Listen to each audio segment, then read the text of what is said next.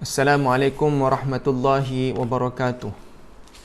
Alhamdulillahilladzi arsala rasulahu bil huda wa dinil haqq liyudhhirahu 'ala ad-dini kullihi wa kafa billahi shahida.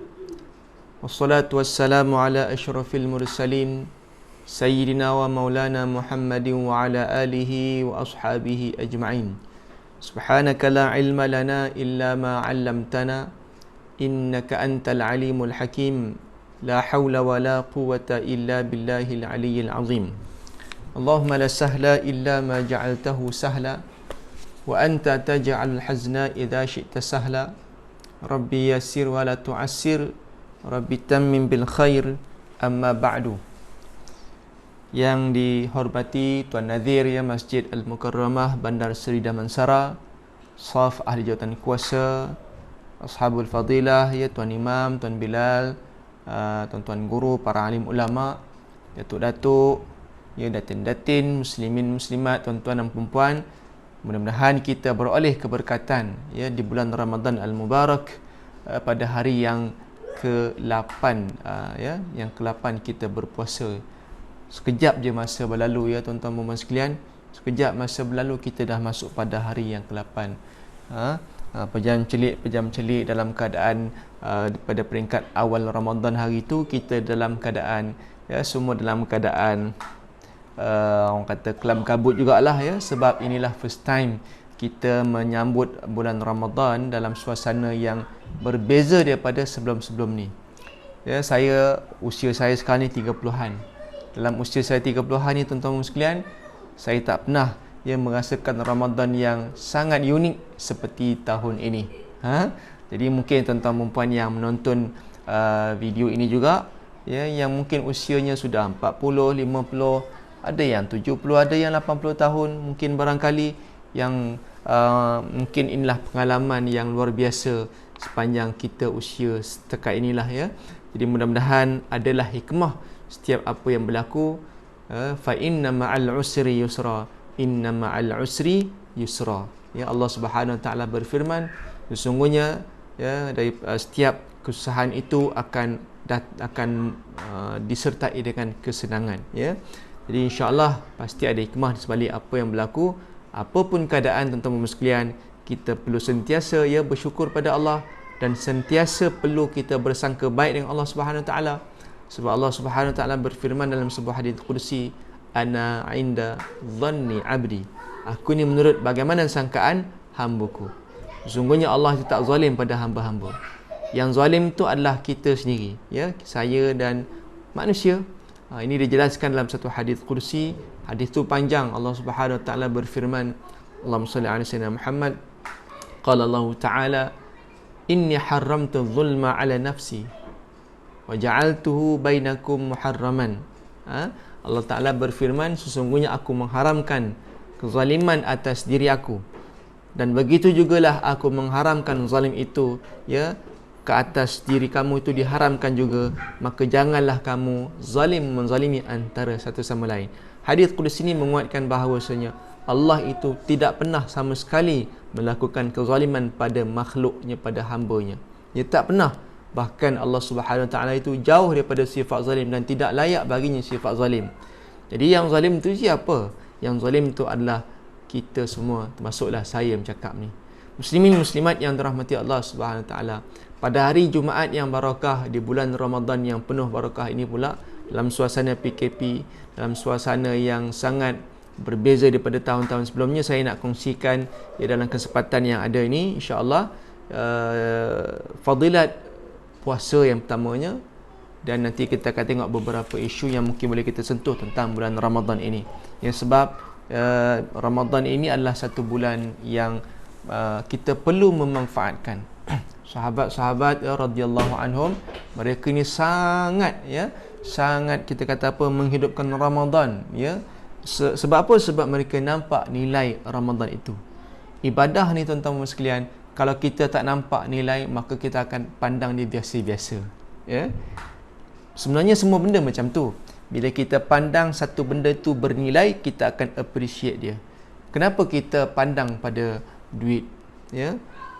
Orang gila sekalipun, teman-teman macam kalian, kanak-kanak sekalipun, Kalau kita bagi dia pasir, dia tolak tepi je. Atau orang gila sekalipun yang mungkin tidak waras, kita bagi dia, aku nak bagi kamu ni tanah, mungkin dia tak pandang, tuan-tuan sekalian. Tapi bila bagi duit, ambil dia. Sebab apa? Sebab dia melihat duit itu ada nilai. Anak-anak kecil pun, ya, kadang-kadang kanak-kanak ni kita bagi apa dia tak mau. Contoh hari raya kan. Hari raya dia bukan nak makan kuih sangat. Datang rumah kita, dia bukan nak duit, tapi yang dia mengharapkan ialah duit raya. Bila dapat duit raya senyum. Kalau tak dapat duit raya, termonyok muka dia kan. Sebab apa? Sebab dia nampak nilai. Padahal yang kita bagi tu adalah sekeping kertas je, 2 keping kertas. Tapi kerana nilai yang ada pada kertas itu. Contoh tuan-tuan sekalian, muslimin muslimat, ya. Kita tengok kalau kita pergi stesen minyak ni, minyak pun murah lah ni kan, petrol. Minyak kita isi ni mungkin berapa ringgit, RM1 lebih je sekarang ni. Kita pergi isi minyak kereta, kemudian kita pergi dekat dekat kaunter, kita kata nak isi RM10.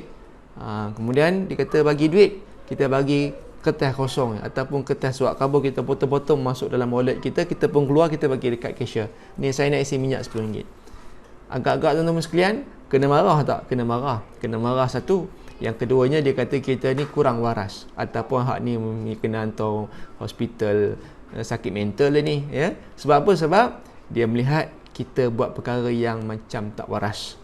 Padahal kertas surat khabar. Tapi kita bagi duit sekeping kertas note warna merah yang nilainya padahal sekeping kertas, tapi nilai dia tu RM10 sekeping kertas. Apatah lagi kalau kita bagi sekeping kertas juga, tapi nilainya RM100, mungkin warna purple. Sebab apa? Sebab kita manusia melihat bukan pada kertas itu, tetapi yang kita lihat adalah pada nilai kertas itu. Sebab tu kertas surat khabar, ya, mungkin orang buang macam tu je, tapi ada orang buang duit? Tak ada, ya. Maka kerana apa? Kerana manusia ni memandang pada nilai. Ya. Baik tuan-tuan sekalian, begitu juga kenapa kita berkahwin, ya. Kerana kita nampak ada nilai pada perkahwinan. Apa nilai perkahwinan? Sebab kita nak merasai nikmat perkahwinan itu. Ada pasangan hidup, ya, rasa hidup lebih tenang, hidup lebih bahagia. Maka perkahwinan itu ada nilainya sendiri. Kenapa ada pasangan yang bercerai suami isteri? Sebab dia sudah hilang nilai tersebut. Dia sudah tak nampak nilai pada pasangannya, maka dia pun nak bercerai. Begitu ya tuan-tuan sekalian. Kenapa kita sangat sayang pada anak-anak kita? Kerana anak-anak ni bernilai pada kita. Mereka ini boleh menjadikan kita rasa seronok, terhibur, kan? Begitu ya. Kalau tak, takkan kita nak anak lagi, ya. Dah dapat anak seorang, contoh seorang isteri, ya, sakit dia mengandung, waktu dengan nak bersalin sakit tuan-tuan sekalian, sakit betul, ya. Nak kena pantang pula, ya.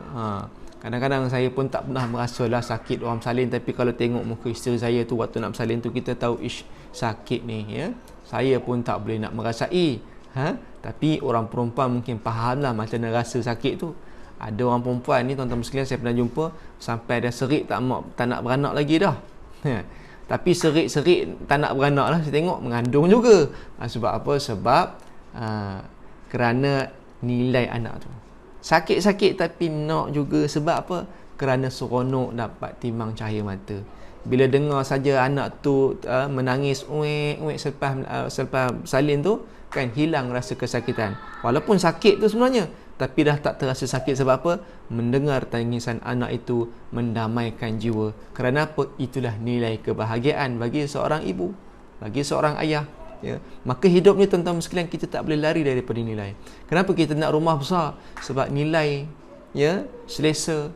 Kenapa kita nak kereta yang mahal, kereta mewah? Sebab kereta itu ada nilainya tersendiri. Kenapa orang merompak? Ya, sebab dia nakkan harta benda, harta itu ada nilai. Kenapa orang sanggup berbunuhan antara satu sama lain kerana berebut jawatan, berebut harta dan sebagainya? Sebab dia merebut nilai pada harta tersebut. Maka begitulah tuan-tuan sekalian, saya nak bagi tahukan analoginya begitu. Setiap benda yang bernilai kita akan hargai. Ramadan ini kita akan hargai jika kita nampak nilai yang ada pada Ramadan. Tetapi sebaliknya tuan-tuan sekalian, kalau kita tak nampak nilai yang ada pada bulan Ramadan, kita akan pandang dia macam biasa je. Oh, Ramadan. Oh, gitu je lah. Ya, seolah-olah kita pandang surat khabar yang dibuang mata-rata. Contoh ya. Kertas surat khabar hari tu harga mungkin RM2. Contoh. Surat khabar kan. Esok surat khabar tu nilai berapa? Boleh jual RM2? Tak lah, orang dah buang. Kalau buang pun jadi kertas surat khabar biasa pun, ya kalau sekilo baru berapa sen sangat. Sekilo kan. Tapi kalau cuba duit RM100 tu, ya, sekilo. Tuan-tuan jangan buat main-main kan. Orang berebut boleh bergaduh dan sebagainya. Contoh kita letak, ini kertas surat khabar yang seminggu lepas punya, letak situ. Ia tebal ni tuan-tuan, ya, yang kita beli RM2 tu. Satu lagi kita letak sekeping note RM100. Kita letak dua. Kita suruh pilih yang mana satu kita akan pilih. Kan semua dah tahu jawapan. Kita akan pilih yang note warna purple tu, 100 tu. Kenapa kita tak pilih yang kertas surat khabar minggu lepas tu? Sebab kita memandang pada nilai. Saya cerita buat nilai ni sebab supaya kita nampak nilai Ramadan.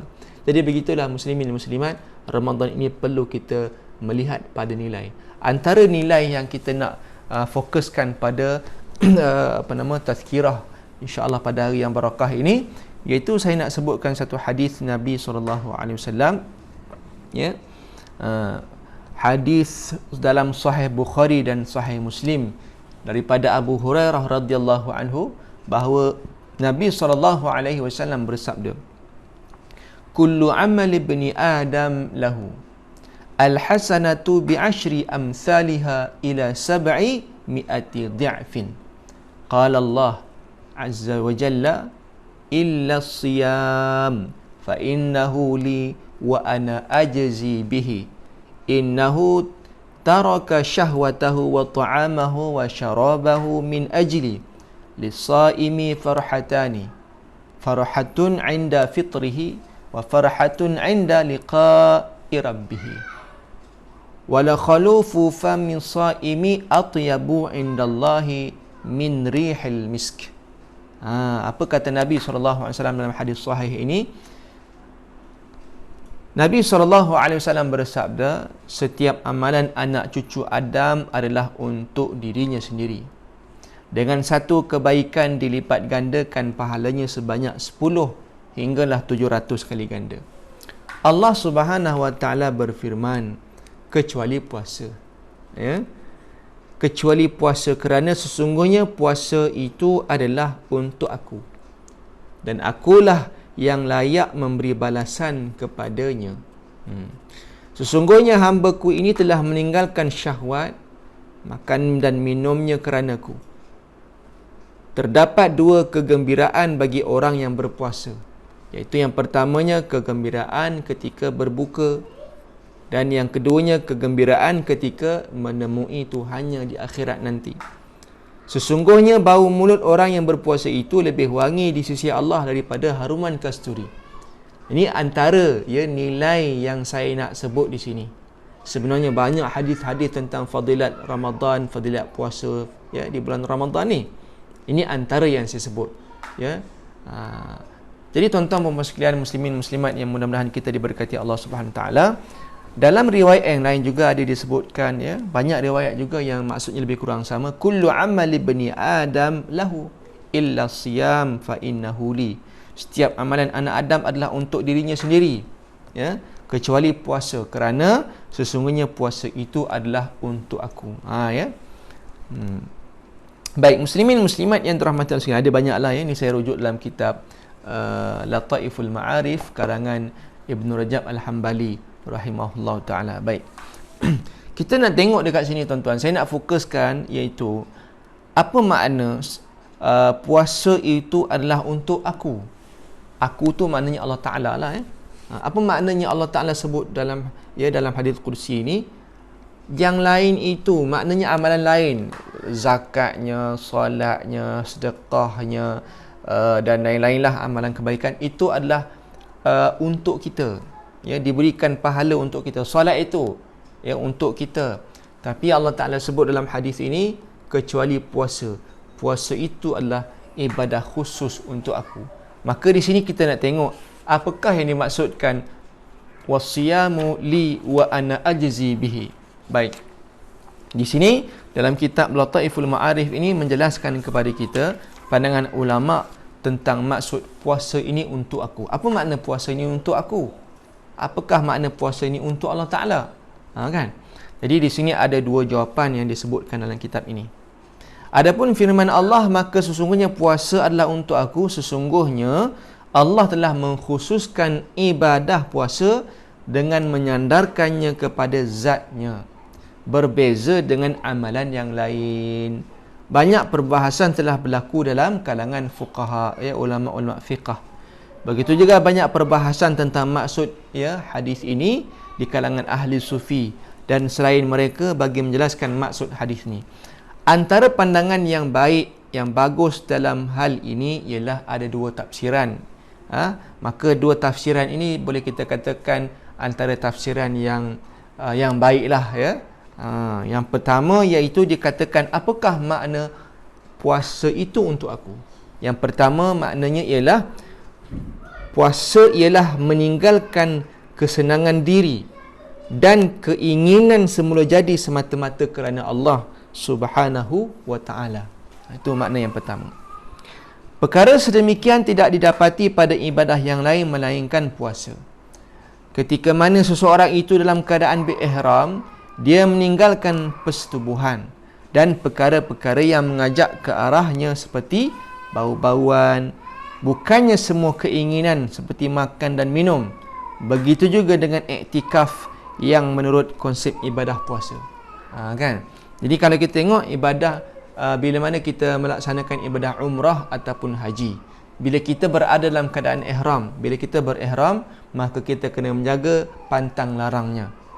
Antaranya ialah kita tidak boleh bersama dengan pasangan kita. Tidak boleh bersetubuh dengan pasangan kita. Dengan isteri, suami isteri tak boleh bersama. Ya. Hatta bercumbu-cumbuan pun dia tak boleh juga, ya. Kena jauhkan. Ya.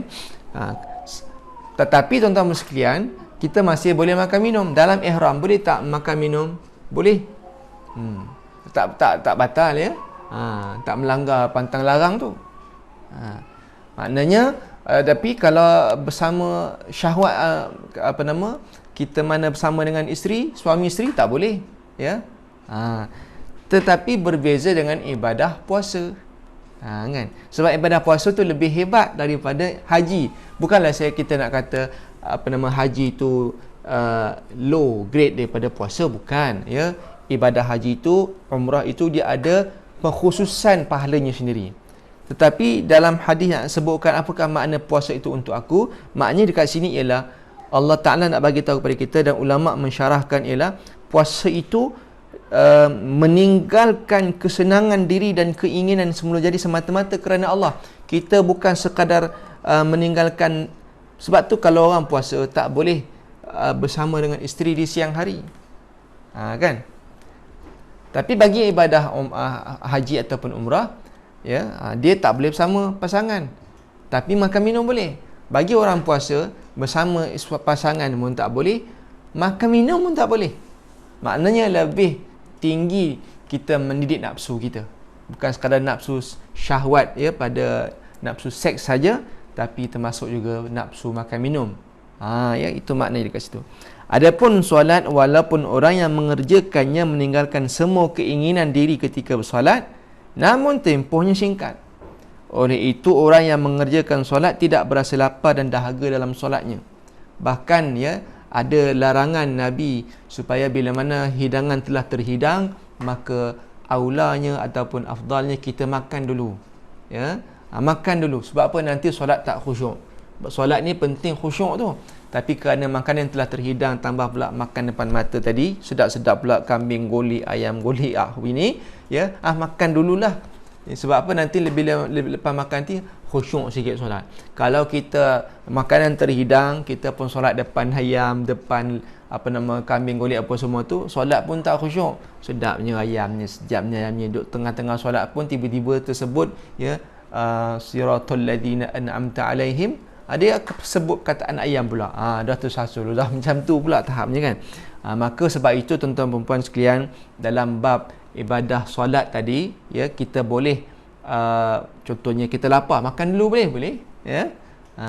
Kita dalam solat pun 5 minit 10 minit kita boleh tahan tak makan minum? Boleh. Dalam waktu solat tak bolehlah makan minum kan? Tak boleh. Kan? Jadi kita boleh tak tahan sekejap? Boleh. Lapar ni, tak apalah, solat dululah 5-10 minit. Tapi tuan-tuan sekalian, puasa tak boleh. Puasa tengah solat lapar pun kena tahan. Lepas solat pun lapar kena tahan juga. Sehinggalah sampai waktu maghrib berbuka, baru boleh makan. Kan?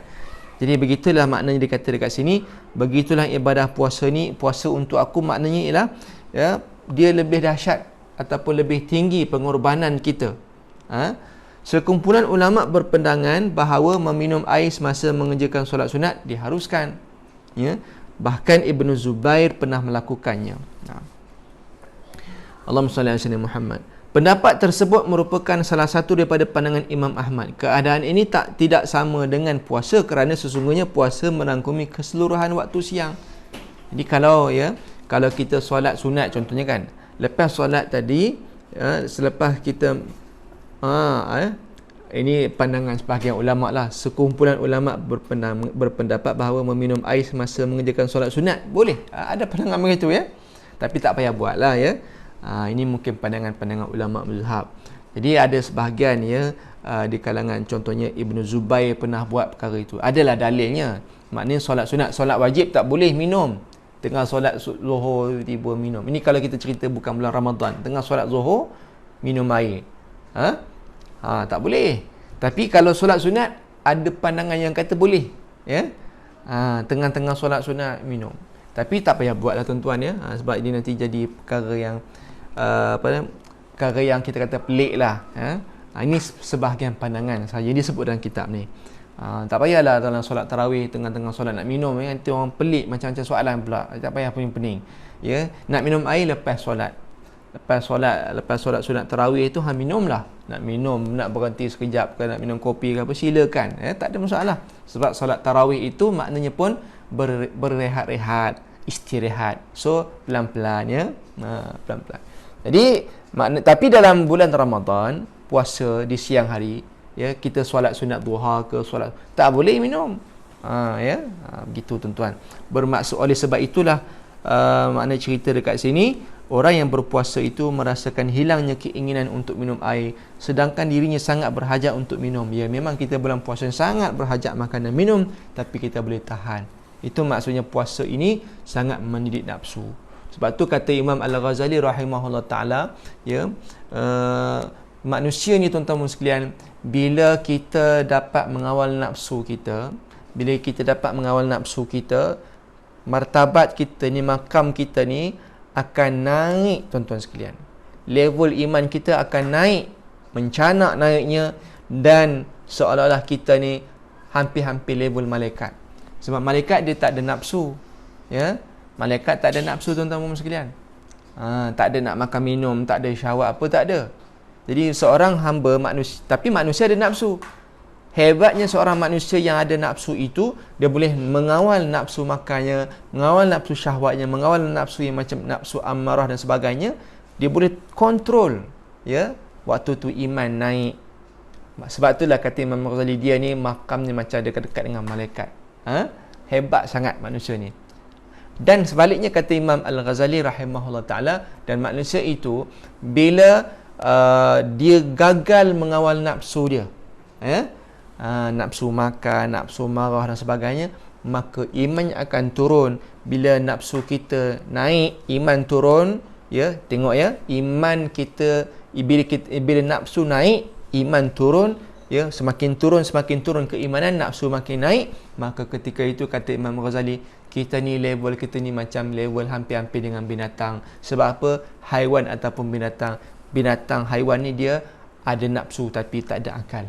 Nafsu ada, binatang ada nafsu marah, binatang ada nafsu seksual, manusia pun ada nafsu makan, nafsu seksual dan sebagainya, nafsu marah dan sebagainya. Tapi beza kita dengan binatang, kita ada akal, haiwan tidak ada binatang. Jadi apa beza kalau manusia itu nafsunya seperti binatang, padahal dia boleh berfikir. Allah bagi dia pemikiran, bezakan baik buruk, tapi tak boleh kontrol. Maknanya hampir kita ni macam binatang. Na'udzubillah min dzalik. Tetapi tuan-tuan sekalian, ingat tadi yang saya sebutkan tadi, bila mana iman kita naik, nafsu menurun, turun-turun, mencana iman naik, nafsu turun, kita hampir level malaikat. Persoalannya dekat sini tuan-tuan sekalian, waktu bila yang boleh kita dapat seperti ini? Kita boleh dapat state hak seperti ini. Maknanya iman naik, nafsu turun. Waktu bila? Bulan Ramadan. Kalau bukan bulan Ramadan, bulan Syawal, bulan hak lain selain bulan Ramadan, ya, susah kita nak jadi duduk dalam situasi hak macam ni. Bulan-bulan lain bukan kata tak bagus, bagus juga, tapi susah berbanding dengan bulan Ramadan. Sebab bulan Ramadan nak tak nak kita memaksa diri untuk jadi baik. Bulan lain suruh puasa sunat pun tak puasa. Itu saya lah tu. Ya tuan-tuan mungkin tak macam tu kan. Suruh puasa sunat pun tak nak. Sebab apa? Tak wajib pun. Bulan Ramadan ada pilihan? Tak ada. Oh, tak larat nak puasa, tapi kena juga. Allah tak bangun sahur lah, kena puasa. Tak boleh, ya. Tapi kalau puasa sunat, puasa sunat isnin lah. Jangan tengok tak bangun sahur, tak jadi puasa, boleh kan, tak berdosa. Jadi bulan Ramadan kita terpaksa jadi baik. Bulan lain mungkin susah. Bulan lain sebab tu bulan lain nafsu naik, iman turun. Tapi cuma mungkin kita boleh kontrol dan handle. Tapi bulan Ramadan ini luar biasa sekali. Iman kita naik, nafsu menurun. Sebab tu rugi sekali kalau kita, ya, tak nampak nilai yang ada pada bulan Ramadan, kita buat tak tahu je. Antara nilainya apa? Hak ni lah. Ya, nafsu turun, iman naik. Kita ni hampir-hampir iman ketakwaan. Sebab itulah Allah Ta'ala berfirman dalam surah Al-Baqarah ayat 183, A'udzubillahi minasyaitanirrajim. Ya ayyuhalladzina amanu kutiba alaikumus siyamu kama kutiba alal ladzina min qablikum la'allakum tattaqun. Sadaqallahul azim. Kan ayat ni dah biasa dengar dah. Ya, la'allakum tattaqun, kata si bawah kalau kita tengok terjemahan la'allakum tattaqun bermakna mudah-mudahan kamu bertakwa. Tapi kata si bawah seorang ulama nahu, dia kata apa? Perkataan la'alla ni makna mudah-mudahan ini bukan maksudnya belum pasti, ya. Maksud mudah-mudahan kamu bertakwa dalam ayat ini ialah maksudnya kepastian. Dia macam ni, mudah-mudahan dalam kurungan pasti. Maknanya kita kata macam nilah baca dia. Ya, kalau kita berpuasa cara orang beriman, puasa cara orang beriman macam mana? Iman naik, nafsu turun. Pasti kamu akan menjadi orang yang bertakwa. Tu nilai Ramadan tu. Jadi jangan kita sia-siakan.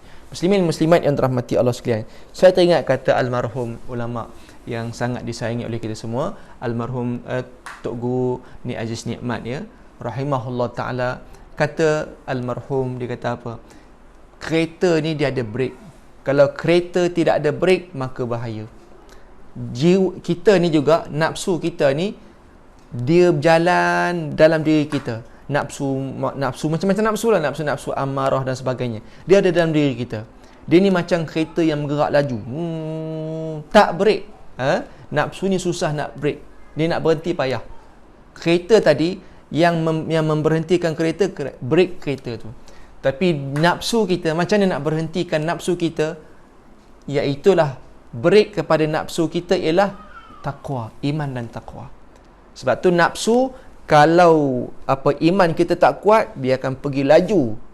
Ya, break tak makan. Jadi bulan Ramadan inilah bulan untuk kita servis break kita. Bulan Ramadan inilah bulan untuk kita tukar break pad, ya, nafsu kita. Inilah masanya untuk kita servis. Selama ini 11 bulan yang lalu, kita duk bawa laju kereta, nafsu ni bawa laju, susah nak break ni, break pun dah nipis dah.